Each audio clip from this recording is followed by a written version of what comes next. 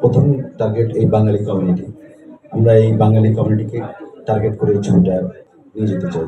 আমাদের প্রথম target urban people Dhaka, এবং ঢাকার পরে আমরা ধীরে ধীরে ছবিটা সিঙ্গেল স্ক্রিনের মাধ্যমে সারা দেশে প্রদর্শন করবো। এছাড়া আমাদের বিকল্প প্রদর্শনের ব্যবস্থা আছে।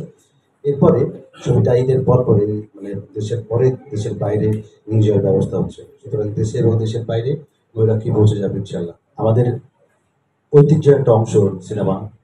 ঈদে ঈদে বড় বড় ছবিগুলো আসে একসাথে, এবং একটা কম্পিটিশন হয়, 4টা 5টা ছবি থাকে। আমরা একটার পর একটা ছবি ঘুরে ঘুরে দেখি কোনটাতে কোনটা ভালো হলো, কোনটাই কেমন ছিল, কোনটা নায়কের ভঙ্গি কেমন ছিল, নায়িকার প্রেম কেমন ছিল, আমরা এগুলো নিয়ে আলোচনা করি। এগুলো ঈদের আলোচনা।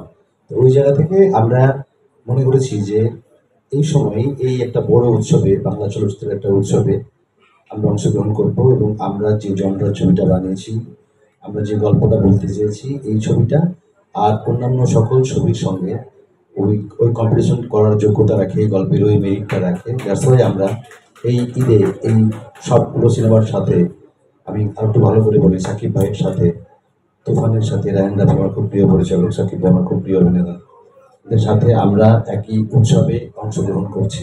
আমরা কেউ কম্পিটিটর না। আমরা এই ইন্ডাস্ট্রিটা আমাদের, আমরা সবাই একে অপরের কাঁধে কাঁধ মিলিয়ে এই কুরবান ঈদে বাংলা সিনেমার উৎসবে অংশ নিয়েছি। 50 কোটি বাংলা ভাষাভাষী পৃথিবীতে ছড়িয়ে আছে, কলকাতা এবং আর অন্যান্য দেশগুলোতে। আমাদের এই প্রথম টার্গেট এই বাঙালি কমিউনিটি। আমরা এই বাঙালি কমিউনিটিকে টার্গেট করে এই ছবিটা নিয়ে যেতে চাই। যেহেতু আমরা বলছি দেশে প্রথমবার বিমান চিন্তায় দেখেছি আমরা আমাদের চলচ্চিত্রে, এর আগে এরকম কোনো ব্যাপার ফিল্মে হয় নাই। ওই জায়গা থেকে একটা টুইস্ট জায়গা তো আছে, এবং আমাদের একটা কনফিডেন্সের জায়গা আছে। আমরা কনফিডেন্টলি দাবি করতে পারি যে ছবিটা বাংলা ভাষাভাষীরা দেখবে ইনশাল্লাহ।